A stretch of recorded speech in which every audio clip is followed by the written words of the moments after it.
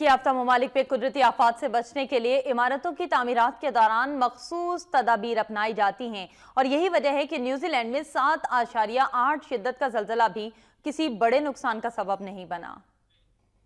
New Zealand کے جنوبی آئی land میں آنے والے شدید زلزلے نے جزیرے کے بڑے حصے کو ہلا کر رکھ دیا۔ ریکٹر اسکیل پر زلزلے کی شدت 7.8 ریکارڈ کی گئی، جس کے باعث کرائسٹ چرچ، کائیکورا، تیمارو اور ڈونیڈن سمیت مختلف شہروں کے عوام میں شدید خوف و ہراس پھیل گیا۔ لیکن شدید زلزلے کے باوجود نیوزی لینڈ کسی بڑی تباہی سے بچ گیا۔ ماہرین اس کی وجہ ارتھ کوئک پروف تعمیرات قرار دے رہے ہیں۔ ماہرین کا کہنا ہے کہ ترقی یافتہ ممالک میں عمارتوں کو اس طرح سے تعمیر کیا جاتا ہے کہ زلزلہ یا کوئی بھی قدرتی آفت آنے کی صورت میں زیادہ سے زیادہ شہری محفوظ رہ سکیں۔ اسی طرح جاپان میں بھی زلزلے کثرت سے آتے ہیں، لیکن وہاں بھی عمارتیں اس طرح سے تعمیر کی جاتی ہیں کہ زلزلہ آنے کی صورت میں تباہی کم سے کم ہو۔ اٹلی میں بھی کچھ عرصہ قبل آنے والا زلزلہ بڑی تباہی نہ ڈھا سکا اور اس دوران معمولی جانی نقصان دیکھنے میں آیا۔ دوسری جانب پاکستان اور دیگر ترقی پذیر ممالک میں درمیانی شدت کا زلزلہ تباہی کی داستانیں رقم کر دیتا ہے۔ اس کی ایک ہولناک مثال 8 اکتوبر 2005 کو آنے والا 7.6 شدت کا زلزلہ ہے، جس کے باعث 90,000 کے قریب افراد جاں بحق ہوئے۔